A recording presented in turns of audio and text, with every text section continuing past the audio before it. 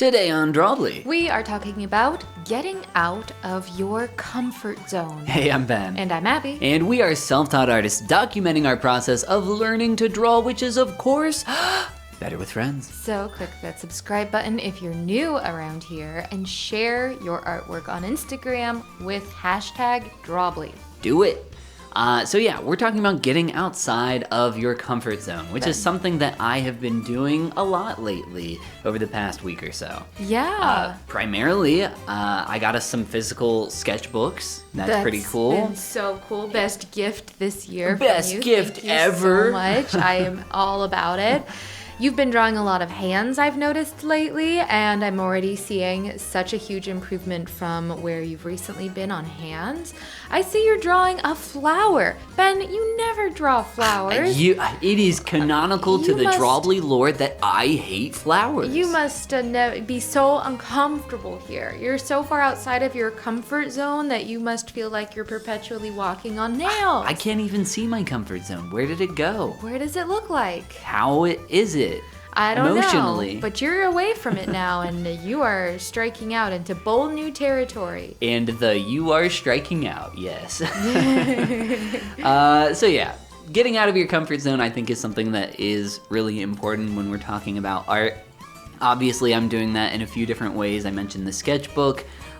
Drawing hands has always been something that's really hard for me, and something else that's been really hard for me that I'll pull up here after I'm done drawing the hand for a couple quick minutes at the end is drawing full body characters. We recently looked at the TokyoFashion.com website, which Abby showed off in our last video, so if you haven't checked that one out, please go check it out. It's fantastic. Phenomenal reference Abby drew material. some great characters, and yes, there's phenomenal reference material over there.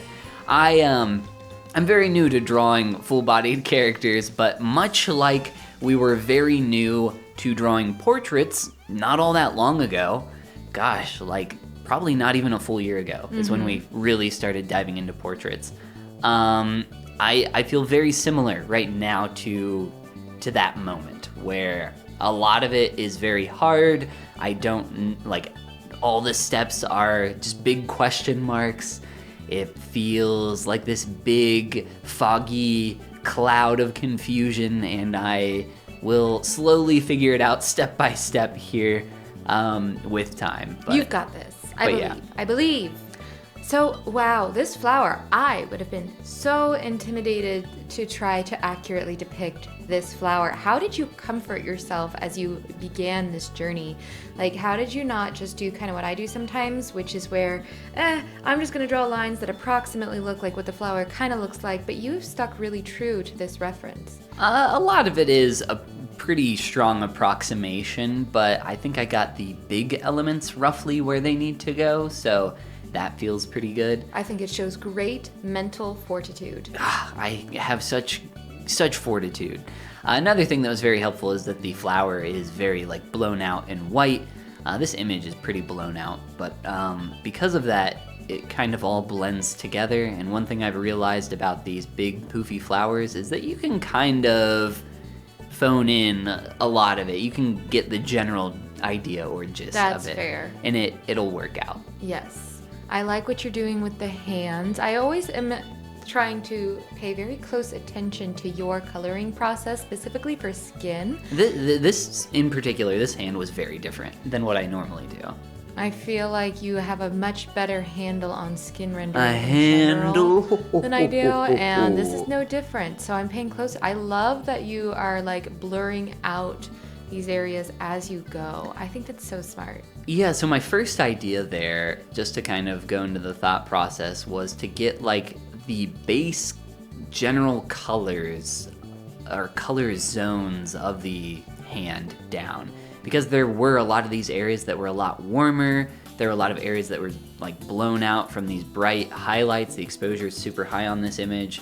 And then there were these darker areas. So I just tried to get a basic gist of those in there. Yeah. And then I go back over and repaint, clean up, and struggle my way forward. Just the way you've approached the base of this flower too, where you've gone in with such like a darker shadow portion than I would have. I like that too. You're very brave and bold with your values, and I'm so brave. I think So bold. it tends to pay off, and I'm always trying to take notes on that. You need to be more brave and bold like me, Abby. I know. I've been saying this. I do.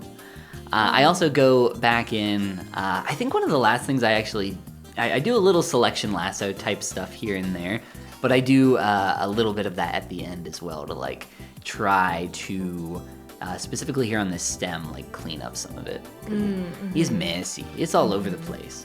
And there's still all these sketchy, dirty lines that I need to paint over and clean up, but Do you end up doing that here? A little here and there, but it is hard. That was going to be my next question. You know, looking back at a piece that you finished, that you like pretty well, what else do you see that you would have gone back and changed now that it's been a few days? You're looking at it again with fresh eyes right here. I think the main thing with this hand is just the general proportions of it. I think the perspective is off in a few areas that make it feel pretty wonky, and just like small things. Small things with a hand can make a huge difference, very similar to a face. But I think with a hand, it's in some ways more difficult to tell than a face. Ooh, look at your line work that you're recoloring. Oh, that was cool. Yeah, I'm trying, if I'm gonna have these lines here, I might as well make them interesting. Yeah, no, you absolutely nailed it. That's so fun. Oh man, I can't wait to try something like this now. Just watching you do it. That's something that I've been meaning to do more is like focus on recoloring my line work. And I tend to forget to do it. And it's been something that some people have helped me kind of see is what's creating a flat aspect of my drawings is the flatness is not me not recoloring the lines and just leaving them all kind of one width, one value, whereas you're here definitely reworking that, and I think that adds a lot to this piece. Yeah, I mean, when you think about it, right, lines don't exist in reality, so if you're going to have these lines, they need to be doing your artwork a favor. And before I recolored them, they were not doing my artwork a favor. They were really standing out and being distracting. Mm-hmm. I now do some background elements here for the piece. A little shoulder is what I'm assuming that is in the background with the arm bent. So I play with that really quick, and then I play with the background, and pretty much everything that I do here to the background, very soon, I delete. Oh, because yeah. it's not working. So I was just experimenting. I think that's my general theme over the past week. Lots of experimenting. And it's good to experiment. Like I said, get outside of your comfort zone. Absolutely. Try new things. Figure out what works. Figure out what doesn't. It's important. It is. It's very important. And I'm glad you've tackled that and gone for it. Because it can be so easy as somebody who, you know, prior to Drawbli, I just doodled kind of the same things over and over. Doodled the same cool gangster S shape over and over. Yeah, the cool, and you know, never improved on that cool gangster S never. shape. Or tried a new gangster G shape or something. So there's a lot to be said for experimentation. What do you think of my flower here at the end, which you'll see very soon? I think it got too busy and messy with all the colors and the brush strokes. Let's take a look here. What do you think of the hand? I love the hand. Okay. No, I still love the flower. I love it. I think it just got a little away from me. But what are you going to do when you're experimenting? Things are going to get away from you. Exactly. That's just how it do. That's how it is. And here's my quick Tokyo fashion girl. Oh, Full body character. Let's get in. Let's do it. Let's Yeah. knock it out. She was super cool. I really liked her legs in these leggings. Like, oh, I like her legs. No. But look at how bowed her shins are. They are, It's- but that's such a fun aesthetic here. Yeah, it was a really cool shape. And it was, oh man, this was just way beyond me. Oh, this is the only way I can describe it. I just would have only way been able to beyond tackle me. this if I was like in vertical mode with the reference on a monitor, because she's so like detailed and busy. I would need all the space on our iPad to be able to feel like I was doing that justice. Yeah, I definitely needed to have a bigger section of my screen to work with, but again, I like having the reference on my canvas. I feel like that works a lot better for me because it's just there. The reference tool that you can use in Procreate, when you load in an image for it, it's not very good. Like, it's kind of buggy. It like freaks out. You can't flip the image when you're using it as an image reference. Yeah, not being able to flip the reference image is really annoying in Procreate. I wish they would fix that. Other thing I wish they would do with Procreate is add a gradient tool. Yeah, you mentioned that the other day. A gradient tool would be super easy to add. I can't imagine that is a difficult... I know, there's ways to like simulate it with like an airbrush pretty easily. Right. But at the same time, I'm like, it's not the same though. Yeah, you're right. But it's good to know how to do it manually, how to manually apply a gradient. That's true. Yeah, absolutely. Speaking of gradients, I've been doing a lot more gradients on my like skin tones and stuff. Oh, really? Or like just hair in general. Before I go into shading, lights, shadows, anything like that, I feel like a subtle gradient can be very helpful. A subtle gradient can be very helpful. There's multiple artists who in their tutorials will say like every single surface needs a gradient. Needs a slight gradient. It's so true. Yes. That should be like a checklist item for many artists is a gradient per surface. One gradient per surface. Yes, at least one. And it's I've never made an art checklist for myself. Have you? I have, yeah.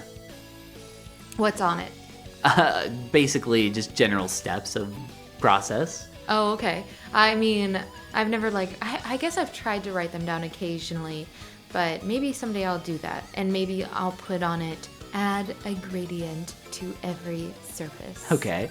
You've done that before. I feel like you have. I think I have. I've written down steps in from YouTube tutorials and stuff. Well, that's basically it. Yeah, basically. Basically.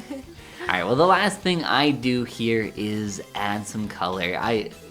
This was my first attempt at this. Abby showed off, like I said, her attempts on it as well. Go check out Abby's because she did a way better job than I did. This was hard. It is. Full characters take a lot of time and attention. A lot of detail. And a lot of different aspects. So definitely don't beat yourself up over not finishing it out. Yeah, when we started doing portraits, I remember we were so afraid because it was so easy to tell if something was off. But now we have not just faces where that still matters, but we have hands, we have the full body, we have all the clothing and accessories, we have feet, shoes, there's so much. Exactly. There's too much. There's a lot. Yeah, so that's my terrible quick attempt. But so fun. But a little fun. But there's the better attempt at a flower. Wonderful. I spent quite a bit more time on that as well. You did an amazing job on that. That's gorgeous. We're getting outside our comfort zone. We're making some progress. And if you want to get outside of your comfort zone, click that like and subscribe button. Share your work on Instagram with #Drawbli because drawing is better with friends. And this is the part where we say goodbye. Goomba. We should go look at some flowers now.